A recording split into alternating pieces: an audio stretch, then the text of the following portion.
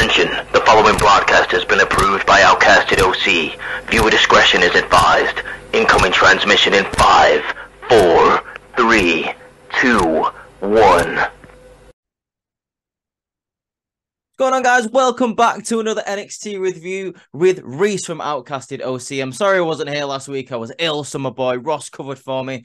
Did a phenomenal job as expected. I just could not show up last week, guys. I was really ill. Like, it was just not possible. But let's get into this week's episode. But before we do, can you leave a like on the video and subscribe to the channel if you enjoy what I'm about to say?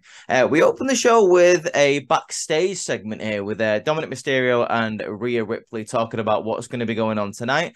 We're going to be having a North American Championship match tonight between Dominic Mysterio and Dragon Lee. Now, RHEA Ripley is backstage here talking about how Dominic Mysterio is the best North American champion of all time, but he's also the most good-looking and the sexiest North American champion of all time because of the mullet that he's got, which counts for a lot, in my opinion. So, you know, that alone should make him the greatest North American champion, you know, in my eyes, anyway. We then cut to Rey Mysterio and Dragon Lee showing up to the arena in the same car, both wearing masks. I wasn't aware that you could drive a car with a mask on. Like, you know, surely that would impede your vision, but, you know, maybe there's different rules in the US or something. I thought it was very weird. Dragon Lee thanks Rey Mysterio for being in his corner tonight to, you know, basically counteract Rhea Ripley. I have a feeling that's why Rey is here. Rey says, no problem. You're the future of Lucha Libre. And do me a favor while you're in that ring. Will you take care of Dominic? You know, you teach him a lesson, basically. We now jump straight into a match now. Axiom versus Mustafa Ali. A lot of things going on in this match. Not just in the ring, but a lot of things outside of the ring. A lot of people just showing up randomly. I thought this was a very good match, by the way. These two have great chemistry together. I want to point out a certain moment in this match where Axiom does like sort of a Hurricane Rana on the side of the ring and flips Ali into the table. Like, Ali gets so much airtime and he kind of just lands on the announce table. It looked really gnarly, but it looked really cool at the same time. Vic Joseph said it perfectly. He thought that Mustafa Ali was going to land right in his lap. It was really cool to see. After this, Scripps walks out. He walks down the ramp to observe what's going on in the ring. As you know, Scripps and Axiom do have a beef going on. It looks like that's carrying on. But later on in the match, there are a couple other people who also show up. That is Nima and Price, the two big boys in that tag team. It looks like they're mates with Scripps. So, you know, is that gonna be a problem for Axiom? Because obviously that doesn't mean it's gonna be one-on-one. Surely now with Nima and Price, it looks like Axiom's gonna have to get some friends of his own to counteract those two big meaty men. What else happens in this match? Oh, there's a really cool moment here. There's a really cool move that I just do want to point out where Mustafa Ali is on the top rope. And he's kind of he's taking a shot from Axiom. Axiom like sort of steps back to probably do something else, and then Ali flips off the front of the ropes past the turnbuckle pads into kind of a buckshot lariat move. It looks really cool. That was a really cool move in this matchup. Nima and Price and Scripps, who all walked down the ramp to see what was going on, now leave. Okay, thought this was odd that they just left. So you know that hopefully that'll be built on next week. Why did they just come down and watch and then leave? Maybe they'd seen all that they needed to see. Who knows? This match ends where Scripps is going for a top rope maneuver. Mustafa Ali sort of managed to get a jump on him on the top rope, but accidentally grabs the mask. Was it intentional? Was it not? Ali looks like he's going down a little bit of a heelish road, so maybe it was intentional. Axiom then takes a big fall to the outside of the ring. Ali gets him back in the ring for the 450. 1, 2, 3. Ali gets some momentum. He then looks to the camera at the end of the match and says he's making everyone clear that he is after the North American Championship. That is his end goal. He is going after the North American Championship. Commentary were on about this quite a lot. while this match was going on, and but back when it first started, and then throughout the match, saying that Mustafa Ali has come so close throughout his career, trying to get a championship. The first WrestleMania that he had was for the Cruiserweight Championship, which he didn't win. He came very close to beating Gunther for the Intercontinental Championship, but he didn't. He didn't succeed. So Ali is definitely obsessed with capturing a championship. Hopefully he will. I'm not gonna lie, I kind of want to see Ali as the champion, but at the minute, Dominic Mysterio, as of tonight in NXT, is still the North American champion. But will he be the North American champion by the end of the night? We shall certainly see that. What happens after this? Oh yeah, the Schism and all of the mates are backstage, just absolutely beating everybody up, looking for the Creed brothers. That's pretty much it. That is literally my note. Schism are looking for the Creeds, because that's what happens. You just see everyone beating Schism beating everyone down, and then Joe Gacy turns to the camera and says, "This won't stop until we find the Creed brothers tonight." So let's see how that turns out. Next, we get a segment where on Instagram, Kalani James is talking about, is her name Kalani James? Yeah. Oh, Kalani Jordan. Sorry, Kalani Jordan. I'm getting mixed up with Kalani and Kiana James. Kalani Jordan is talking on Instagram how she needs to make an impact. So she calls out Blair Davenport. So this match is set up for tonight. Blair Davenport versus Kalani Jordan. This is a quite competitive match, I'm not going to lie. I really thought Blair was just going to absolutely bowl over her. But no, Kalani gets in quite a few good moves. But unfortunately, she gets hit with a big knee to the face, and Blair Davenport picks up the win here. But that's not the story here, because after the match, Dana Brooke, Kalani's instructor, mentor, whatever you want to call her, gets in the ring and tries to smack Blair Davenport with like a belt or something. It looks like a belt or like a strap. And Kalani's like, "What the hell are you doing? Like that, what's going on?" We'll talk about that a little bit later on tonight. We do get an answer for Dana Brooke to why she has done that. But yeah, it was a pretty interesting match. I'm not gonna lie. Like I said, I thought Blair Davenport was gonna run right over Kalani, but it was nice to see Kalani get a bit of offense in. She's quite decent in the ring.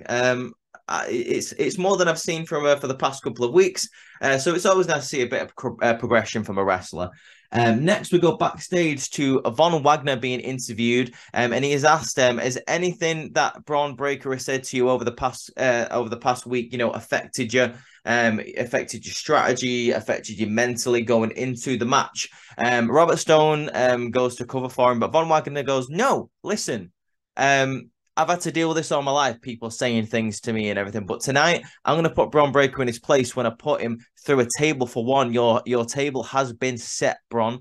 And we don't have that very long to wait for that match. It's coming up quite soon, so don't worry about it. But first, we do have a Heritage Cup match. Noam Dar versus Tyler Bate for Noam Dar's Heritage Cup. As we know, there is 2 Heritage Cups at the moment, because Noam Dar is claiming to be the original, the proper Heritage Cup champion, which I'm kind of on his side for. I mean, yeah, like Nathan Fraser beat Ora Mensah, but Ora Mensah wasn't the champion. So you didn't beat the champion. That's like someone beating Ludwig Kaiser for the IC title and them claiming now they're the champion. No, you didn't beat Gunther, so you're not the IC champion. I think that's the same thing. Yeah, like, what do you guys think? Let me know in the comments about that. I 100% think that is the same thing. If you don't beat the champion, then you're not the champion. Like, it's as simple as that, in my opinion. Am I being crazy? Am I being a bit like, like undersimplifying it? But in my opinion, that's how it should work. Anyway, you guys know the Heritage Cup rules by now. It's 6 3-minute rounds. If it's like best out of 3 falls in those 6-minute rounds. If you don't get 3 falls, and the champion retains, disqualification, count outs, count toward the fall, etc. You know what I'm talking about. Anyway, Tyler Bate picks up the first fall in this match, only then for Noam Dar to make him tap out to a knee bar, because Tyler Bate has injured his knee throughout this match. However, this match ends with Tyler Bate picking up the victory, becoming the new Heritage Cup champion, which makes, in my mind, Tyler Bate be the proper champion, because he beat Noam Dar. So Noam Dar is no longer, once again, the Heritage Cup champion. It's getting very confusing what's going on with this Heritage Cup. But in my opinion, like I said, it makes it makes Tyler Bate the champion. That's all I'm gonna say. What happens next? Oh yeah, there we go. Oh god, we now go backstage to Ilya Dragunov, who promises pain for Trick Williams. He's gonna go out there and call out Trick Williams, which he actually does. Which is very interesting. Later on, a little bit later on in the show, Dragunov is going to go call out Trick Williams. A really interesting segment, probably the most interesting segment in the whole night for me. That is going to be. So we will talk about that soon. Dijak next backstage confronts Carmelo Hayes and says he's coming for the NXT Championship. He's proved to everyone around here that he's the law. He enforces the law around here, except for you. So don't worry about it. He will prove it to you. Hayes basically turns around and goes, I ain't worrying about you. I've got a lot in my mind. Like, like which Dijak says, like, don't worry about what's going on with your boy Trick. You should worry about me. While this is all going on, Wes Lee comes in to confront Carmelo Hayes as well and pretty much says the exact same thing, that he wants the championship.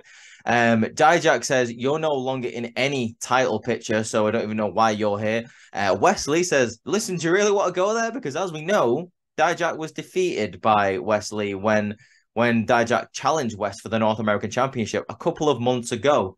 So it looks like there's going to be a beef between those, because as Dijak goes to leave, he turns back around and cheap shots Wesley and starts beating him down in the locker room. I wouldn't mind seeing this match again. I thought they had great chemistry when they had a match previously for the North American Championship. So I wouldn't mind it be a case of whoever wins this challenges Carmelo Hayes for the NXT Championship. I think that'd be really cool.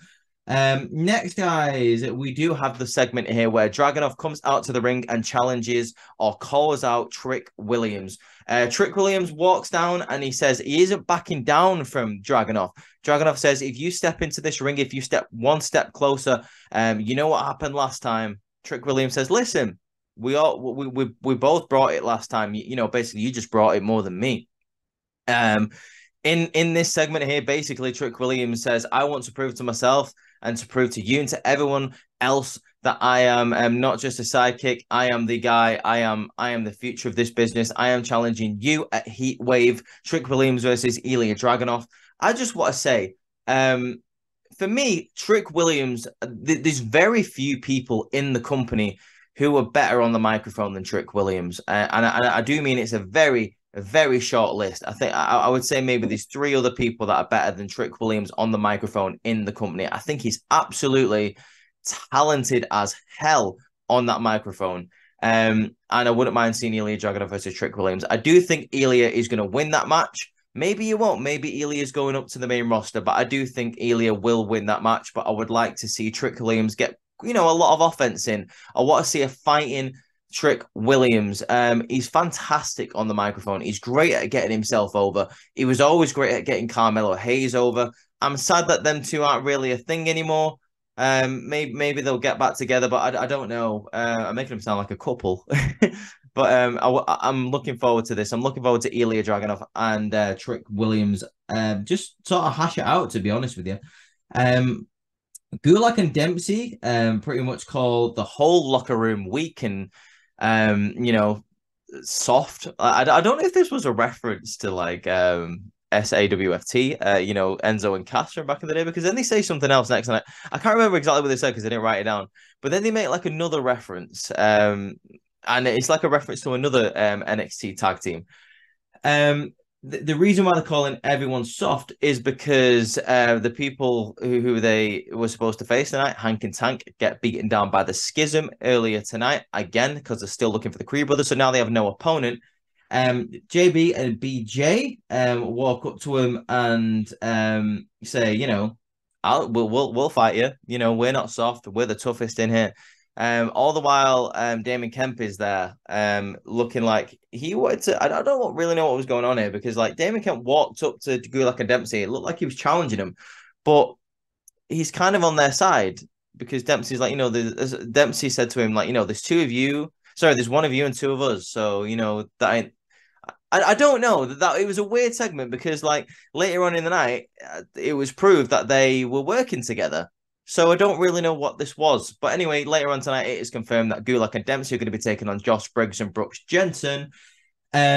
Bron Breaker is confronted backstage and interviewed and says, "What do you think? What Von Wagner said to you?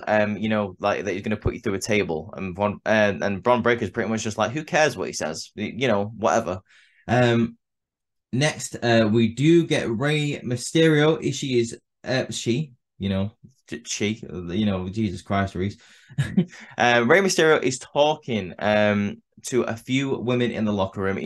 He's talking to Roxanne Perez about what happened at the NXT pay-per-view. The best bit though is when like Thea Hale walks up to him and she's like absolutely fangirling out. It's absolutely amazing.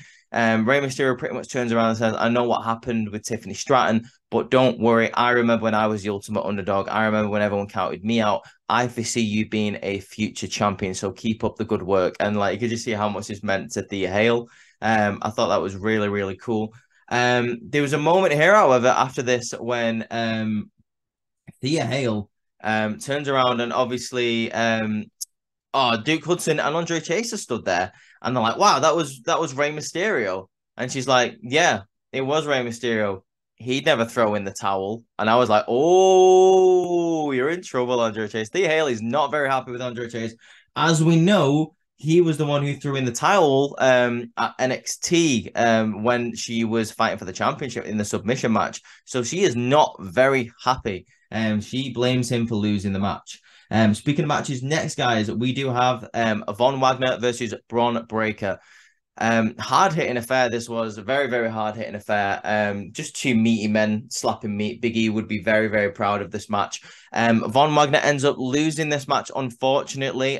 Bron Breaker hits a mega spear, 1, 2, 3. He then, however, tries to grab Robert Stone and tries to do some damage to him, but Von Wagner is back on his feet, beating down Bron Breaker, gets him outside the ring, and puts him through the table. This could be an interesting rivalry if it's given a couple of matches. I wouldn't mind seeing Von and Bron going at it again. I really enjoyed this match. Like, it was just two big meaty men slapping me, and sometimes that's all you need, right?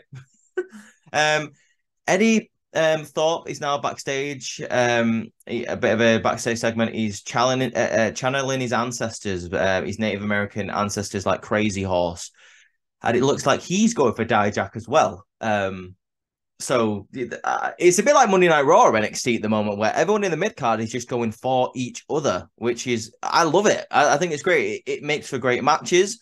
It makes for interesting plot lines going forward in terms of who is next going for the North American Championship. So I'm down for this, like, because right now in the mid card you've got Wesley, you've got Mustafa Ali.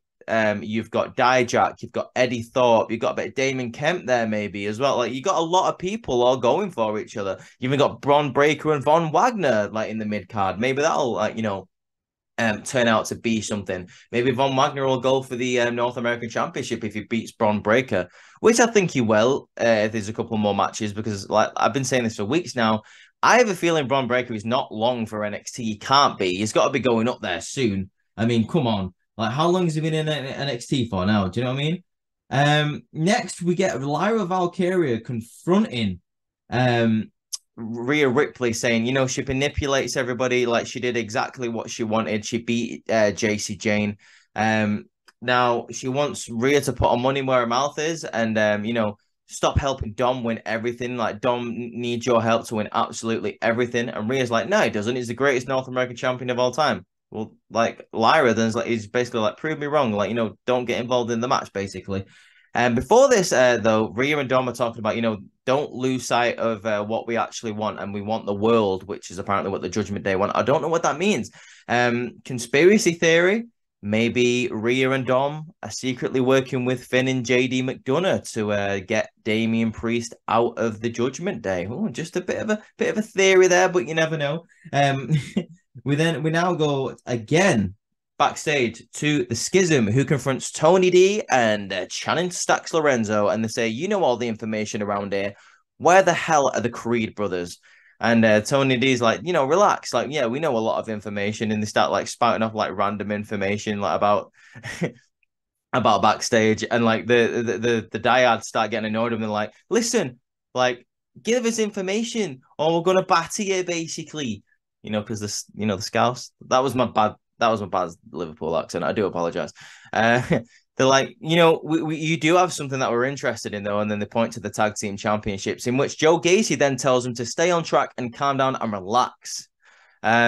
It looks like the Dyad will be going after those tag team championships eventually. But for now, they're looking for the Creed brothers.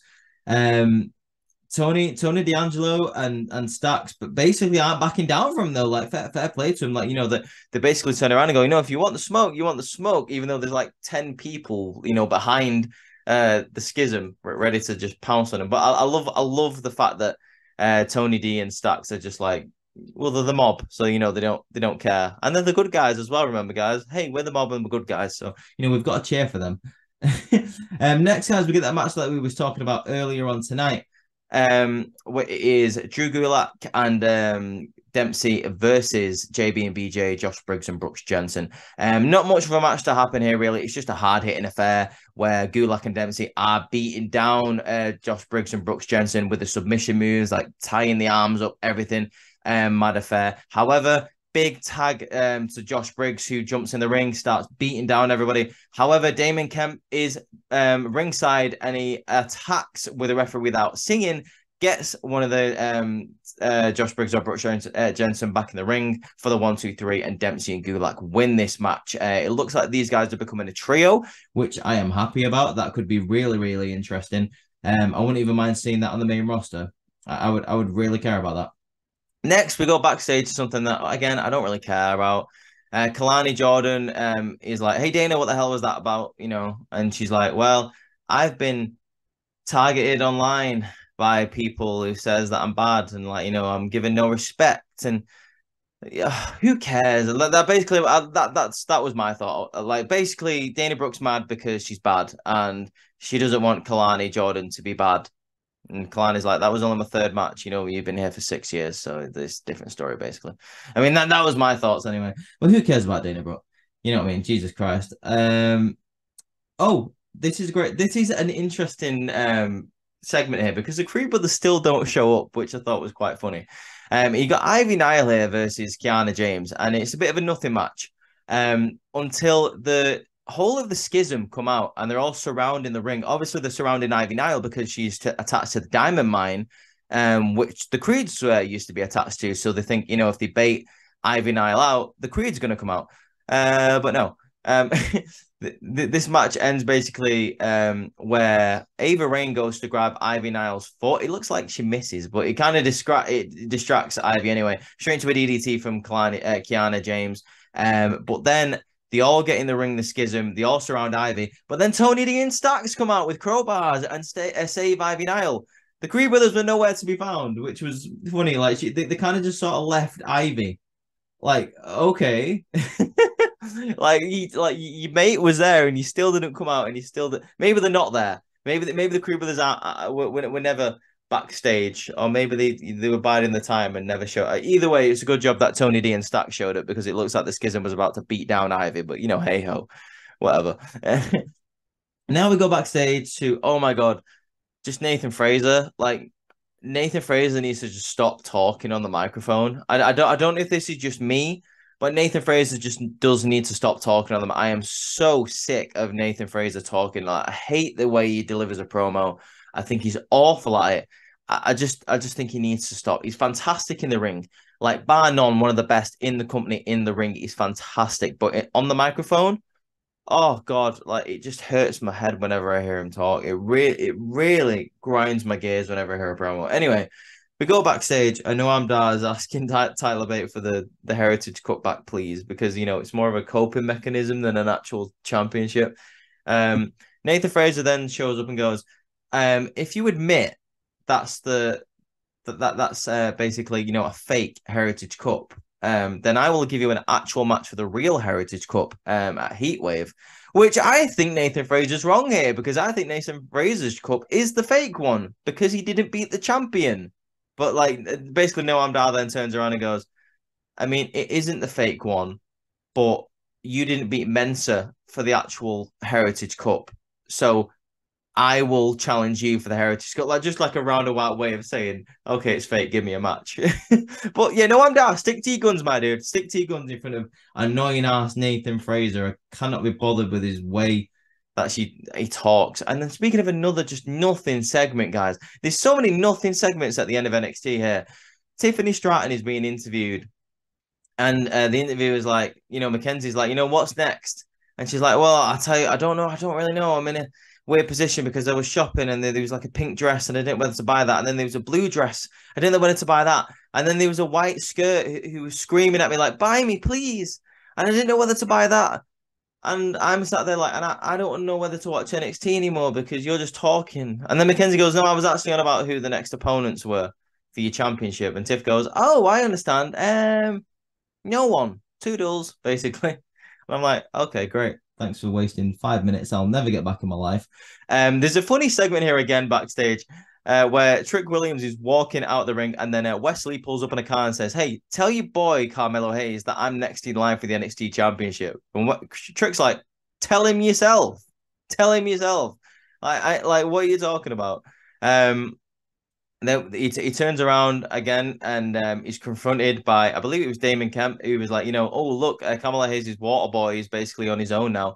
And Trick then goes, well, I'll show you who I am, bitch. And I'll fight you. I'll fight you next week. Oh, Trick Williams is so hard now because of the new muscles that he's got that he said earlier tonight.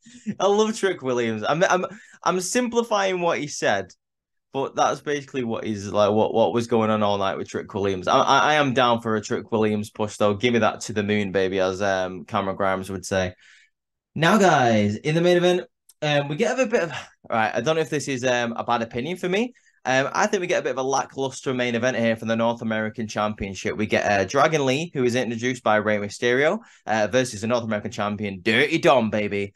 Honestly, not that much to say about this match, except for Dirty Dom is improving in the ring. Now, I'm not going to really talk about this match. I'm going to talk about something that's been annoying me lately.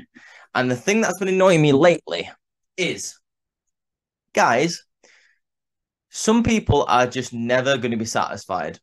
You've got a situation here where Dominic Mysterio, fans have been saying for months and months and months, Dominic Mysterio should have started off in NXT. Why isn't Dominic Mysterio in NXT? He needs to go down there and hone his craft in NXT. He needs to get better in the ring. So he needs to go down and, train in the, I wouldn't say, the developmental brand. He goes down to the developmental brand finally, and people don't like it just because he's holding the championship. Listen, the fact of the matter is, Dominic Mysterio is a big star on the main roster. He's with one of the most impressive and dominant factions and well-known factions of recent memory, the Judgment Day, with Rhea Ripley, Finn Balor, and Damian Priest. Dominic Mysterio gets massive fan reactions every single week. So when he goes to NXT, they want to put the spotlight on him, whilst improving him in the ring, which both things are happening. He's got the North American Championship, which he brings to Monday Night Raw and Friday Night SmackDown, and then defends it weekly on NXT, which in my mind is quite impressive. He brings Rhea Ripley with him, which also brings more eyes to NXT. Again, yes, Dominic Mysterio is holding an NXT championship while he is on Monday Night Raw. That's fine, because he's there every single week. Are there people in NXT that should be North American champion? Maybe. But for now, I don't understand why you're complaining. He's defending it every week. He's competing on a high level, in my opinion, every week. Look at this match. It wasn't anything to write home about, but he was in there with Dragon Lee, one of the best luchadors in the world, and he held his own. There were segments in this match where Dominic Mysterio got hit with high impact moves, kicked out, and the crowd had massive reactions. So he must have been doing something right. Stop complaining about every little thing and just give it a chance. I'm not saying just enjoy the product, just blindly enjoy that. I'm not saying that. I'm not saying blindly enjoy the product. What I am saying is, when you ask for something and WWE give it you, see how it goes. I haven't seen anything that Dominic Mysterio has done wrong in NXT lately. He's been there every week, like I say. He's defended the title. He's doing his job as a heel. And he is getting over the faces, having great matches with those developmental people, or those people who aren't ready for the main roster yet. He's a big star. in the company at the moment. He's making money for him because he's a heel. The Dirty Dom character is very popular at the moment. Whether you love it or you hate it, you always want to hear Dominic Mysterio speak because you either want to hear him get booed or you want to see what's going on week to week with him in the Judgment Day. There's nothing wrong with it. Give it a chance. Anyway, the end of this match comes where Rhea Ripley comes to the side of the ring with both championships. She slides one into Dominic Mysterio. Dominic Mysterio picks up one of the championships. Rey gets on the apron on the other side of the ring and pulls the title off him. While the referee is distracted with what's going on there, Rhea Ripley hits Dragon Lee with the women's championship. Right? This is cool because he hit, like, I just thought it was really like free flowing, to be honest with you. She hits him with the women's championship. He flies back around right into into oh my god, a Michinoku driver from Dominic. 1, 2, 3. I just thought this was really cool. Don't get me wrong. Like, I know it's Dominic Mysterio like winning again, always a heel, but that's fine because, like I say, he is a heel. He's a heel. That's how heels are supposed to win. I just thought it was a very inventive way that it was just a nice way. Like, she had 2 titles. She threw one to Dom. She knew that Rey was going to pick one up. I just thought it was cool. After the match, basically Rhea's trying to bully Rey Mysterio. Obviously, Rey's not going to hit a woman back. At this point, I feel like it's fine if you hit Rhea because she could beat your ass anyway, even in a fair fight. So I feel like Rhea is like on the hit list for me. I feel like she would love a match with Rey Mysterio. But Lyra Valkyria comes out and starts beating on Rhea Ripley. So the Judgment Day retreat and then they go to head backstage, and that's where the show finishes, guys. So what did you think of NXT this week? I'm going to give my quick thoughts on it. I thought it felt very long this week, NXT. And I know like this week it had a lot of segments with not a lot of adverts. It was advert limited or commercial limited if you're in America. But for me, NXT felt very long this week. And I don't know if it's because there was like too many segments backstage or there wasn't enough going on in the ring. Probably the best match of the night was Axiom versus Mustafa Ali. I thought that was great. I am liking up the fact that they're setting up Trick Williams, maybe to have a little bit of a singles run. That'll be nice. I can't wait for him versus Ilya Dragunov. That's going to be great. Schism versus the Creeds again. That'd be cool because basically it's the GYV versus the Creeds, which is always great to see. And Dominic Mysterio once again showing up on NXT, getting the crowd all riled up, having a great match with somebody else. And also you got Lyra Valkyria versus Rhea Ripley in the future, which is always great to see because it doesn't seem like the main roster has got anything for Rhea Ripley lately, seeing as though they didn't give her a women's championship match at SummerSlam. So NXT's got the goods for you. Guys, let me know in the comments what you think of NXT. Did you agree with anything that I said? Let me know in the comments and like the video. If you like Outcasted, make sure you please subscribe to the channel. If you want to support us in any other way, go to our other social medias, our X channel or Twitter, our Instagram, our TikToks, all called Outcasted OC. Once again, guys, go show some love to all of the guys at Outcasted, all of the individual, that being me, G, Ross, Lauren, and of course the amazing Court. But yeah, guys, that's your NXT review for this week. I'm a bit up in the air about it this week, but it is what it is. You can't have a banger episode every single week, can you? But with that being said, guys, stay tuned for tomorrow because we've got an amazing podcast talking about SummerSlam. Stay tuned for the Impact review coming from Lauren, hopefully on Friday. Stay tuned for the SmackDown review coming from one of us on the Saturday morning. Then we've got a bunch of more content over the next week. But for now, guys, I hope you have an absolutely amazing Wednesday. Go and watch NXT if you have not watched it. But if you have, I hope you enjoyed my review. Peace out.